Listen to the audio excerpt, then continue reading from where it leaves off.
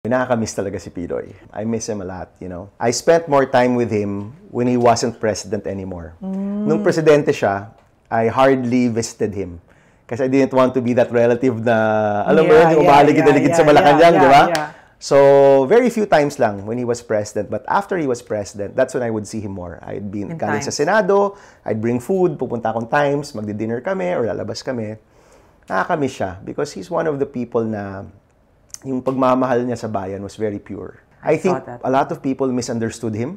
Some people thought he was aloof, but he was actually very shy. Na-misunderstand siya in that sense. No? That he was very guarded also. But his love for the country was pure. Walang hiningi, walang kapalit, you know, until he passed away. I know that history will look on Pinoy in a kinder light. And I think it's already starting.